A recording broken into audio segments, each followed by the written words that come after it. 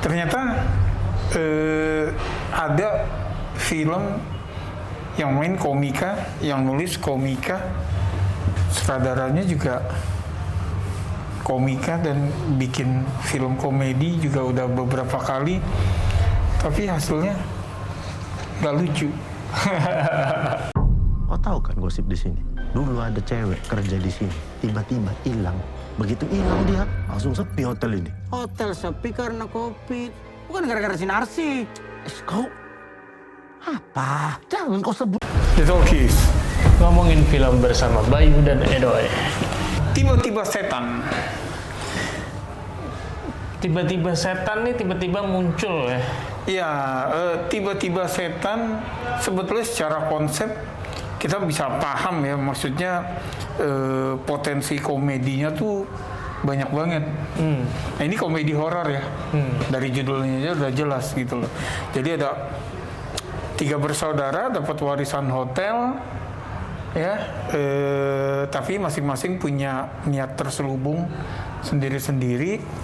Kemudian ternyata di hotel itu ada kasus pembunuhan yang arwahnya penasaran. Gitu. Nah, 3 bersaudara ini yang pertama Aldi, Tante Ginting, Vero, Poppy Sofia. Oke, yang ketiga Michael, Sahabi, Sakri. Mereka masing-masing punya pasangan.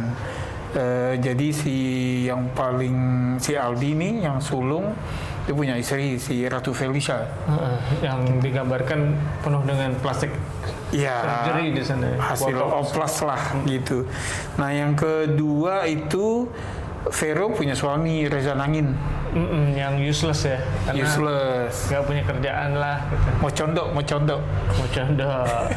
Nah kalau Michael nih YouTuber yang punya pasangan yang sering bikin konten kesurupan ya. Oh iya, namanya Kelly. Bule. Kalau di sini dibilang bule gitu kan. Oke, jadi hotelnya Seroja. Dan karena ini film selain horor adalah komedi, komedinya dibebankan pada duo Lolox dan Oki Rengga. Ya. Gitu. Nah jadi sebetulnya modalnya udah ada ya, plotnya, potensi komedinya banyak gitu ya, besar. Kemudian ada Oki Rengga, ada Lolox.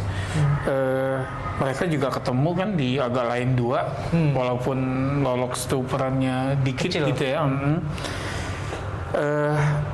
Surrounded by sebetulnya juga ada Yono Bakri, ada Erwinu, cameo gitu loh. Jadi apa ya, bumbu-bumbu udah ada semua di situ, tinggal gimana ngeraciknya, gitu. Nah ternyata boleh aja nih pemainnya Oki sukses di Agak Lain ya. Sukses nih maksudnya bisa bikin kita ketawa gitu kan. Potensi cerita ada ya, gitu loh. Nah si kokinya ini nih kalau menurut gue, jadi kalau kita misalnya yang kurang suka kayak gue nih, kayaknya kesalahan, kalau mau dibilang kesalahan itu ada di kokinya. Iya kalau menurut gue ini sih dari skripnya ada beberapa kali dia ngambil jalan pintas, kayak gimana nih kayak gini gini aja lah gitu. Tapi sebetulnya itu maksa gitu. Kayak konklusinya, terus ya banyak hal lah yang kebetulan ini begini. Kebetulan ada barang ini di ballroomnya, kebetulan masih ada panggungnya di ballroom. Jadi kayak nggak gampang kan gitu. Jadi kayak nggak apa-apa, kayak gini aja ceritanya, kayak gitu. Jadi kesannya bagi gua. Salah satu penulisnya Rido Brado juga kan komika ya, gitu. Jadi iya kalau menurut gua kelemahan. Jadi sebetulnya kalau secara directing teknis mungkin udah cukup bisa mengarahkan, tapi gue ngerasa skripnya ini walaupun ini kan cuma film komedi, ngapain dianggap serius, itunya faktor itu yang gue rasa lo harus mulai menganggap serius materi lo gitu, Iya. walaupun dia akan dimainkan oleh komika-komika yang dengan bercanda. Iya. Jadi kayaknya gini, masih ada, gue sepakat sama lo, Bay. Jadi masih ada sebagian orang yang merasa bahwa film komedi kan ya jokes gitu kan ya. Terus apa tegang banget sih bang, lepasin aja. Gitu. Cuman oke, Ya. mungkin bisa karena ini penontonnya nggak dikit loh. Iya. Pas kita nonton ini Iya. udah ratusan ribu dan pada saat kita nonton tadi di bioskop juga udah cukup banyak. Iya, jadi gini,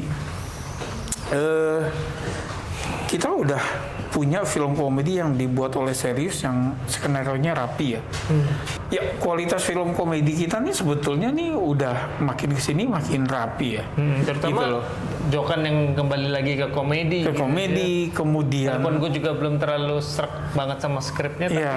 tapi udah menuju sana lah, digarap dengan serius gitu. nah kemudian juga kita waktu kita nge-review Agak Lain 2 kita udah bahas tentang skripnya ya. Gue suka banget agak Betapa rapi gitu kan, cause and effects-nya gitu ya, tidak ada sesuatu yang tiba-tiba muncul, tiba-tiba lucu gitu ya, tapi memang udah dibangun ya, ada establishing-nya di depan, planting kalau orang bilang gitu kan ya, sehingga apa yang terjadi kemudian yang bisa bikin pecah itu ada penyebabnya.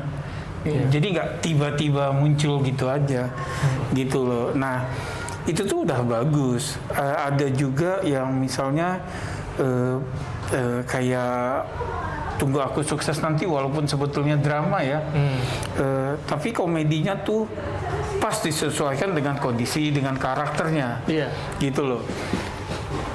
Nggak tiba-tiba dia harus ngelucu gitu. Nah ada, tapi memang masih ada sebagian yang kayaknya kalau para sinetron bilang lazy writing gitu ya.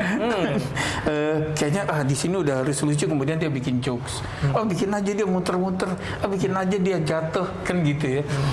Yang kayak gitu tuh, dan di sini kita komedi tiba-tiba ini di Tiba-Tiba Setan tuh banyak banget gitu loh. Iya, cuman gue sebetulnya cukup ada beberapa scene horor yang sebetulnya cukup dibuat agak-agak ngeri nih, udah Efisien. maksudnya bagus Betul, gitu. betul. Nah tapi nggak bisa konsisten the whole movie gitu. Nah, itu betul. dibuat ini serem, atau yang ini udah nggak masuk akal. Sehingga kita nggak serem lagi. Iya.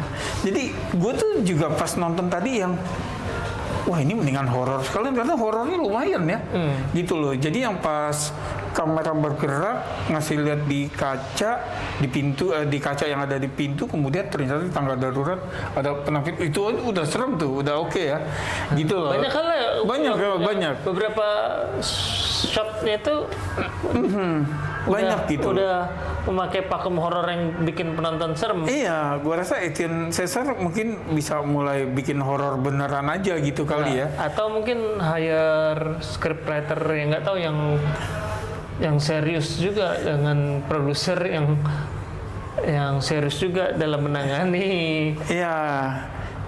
skrip ini. Kalau bicara produser, Sridhar Jetty, SJ itu Bikin apa nih? kalau gue memang bukan bukan tipe yang harus gue kejar nih film-filmnya dia gitu ya. Iya. Dia sinetron banyak, web series ada, yang pernah kita bahas juga Cyanida tuh itu dia gitu loh. Ya dia SJ itu yang bikin Pesugihan Sate Gagap dan nanti yang harusnya horor Reza Arab gitu ya.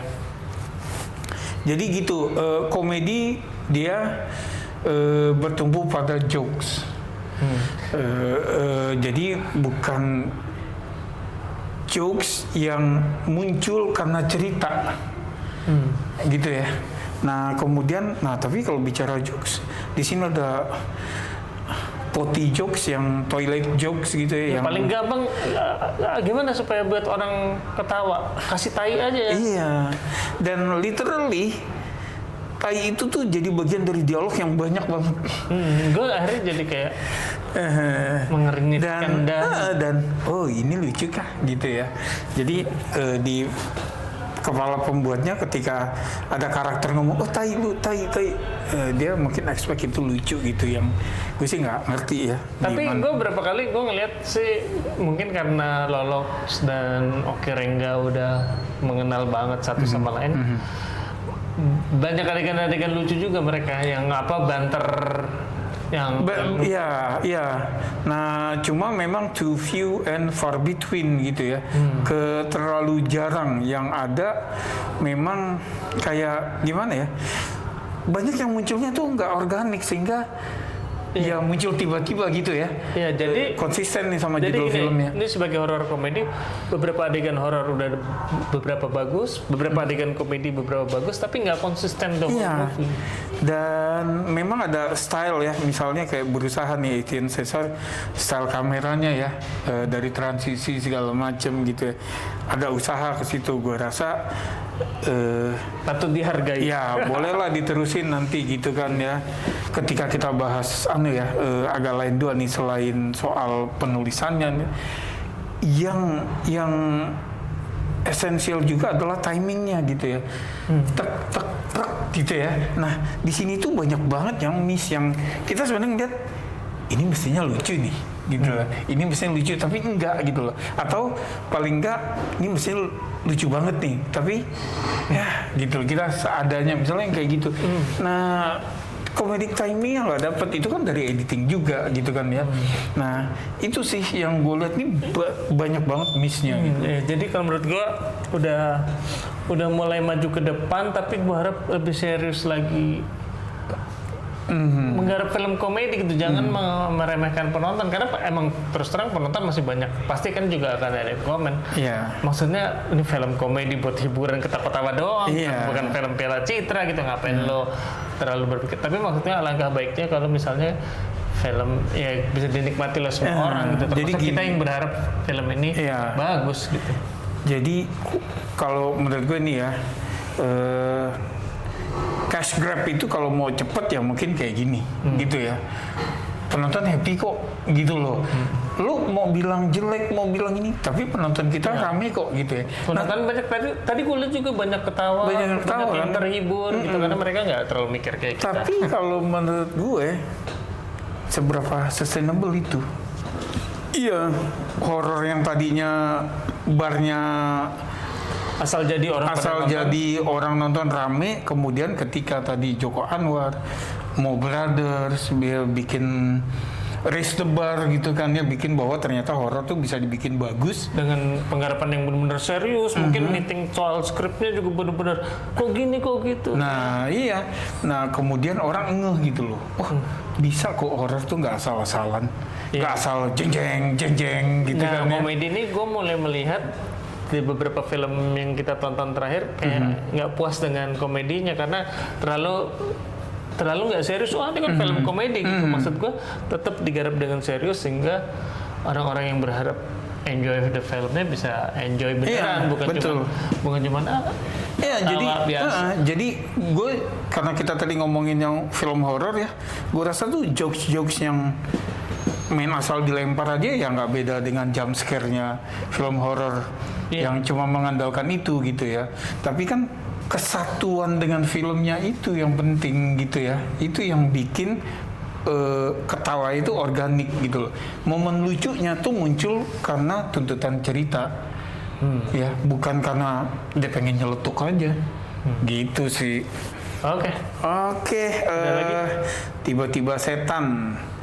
Film laku tahun ini. Skor skor gue agak kurang enjoy. Bagi gue sih ada peningkatan dari Sate Gagak yang gue sangat tidak suka. Ada beberapa hal yang gue bisa enjoy dari scene horor dan komedinya, tapi bagi gue nggak konsisten. Gue belum bisa kasih nilai tinggi, gue kasih 5. Menurut gue setting hotelnya emang creepy ya hotelnya ya kalau menurut gue ya. Etienne tuh bisa bikin adegan horornya tuh cukup efektif, serem, Ya, walaupun kayaknya entah dengan alasan apa tuh banyak juga ya scene yang terlalu gelap buat gue sih, gitu ya. Gue kasih 4 deh, Bay. Oke. Gitu. Buat kamu yang udah nonton, ini kan udah rame yang nonton ya. Rame pasti udah banyak yang nonton di antara kalian, apalagi dan kalau berkaca dari pengalaman kita nonton tadi, banyak yang ketawa, banyak yang terhibur gitu, nggak kayak kita yang kurang terhibur. Gitu ya, silakan aja tulis komen, mungkin kita terlalu kaku juga gitu ya. Tapi boleh dong, kita berharap yang namanya komedi digarap lebih serius gitu. Karena tergantung selera orang, bagi gue ini bukan selera gue, agak lain selera gue. Iya, dan maksudnya udah ada buktinya juga film komedi bisa bagus gitu. Makasih udah mampir, sampai ketemu di film berikutnya. Salam.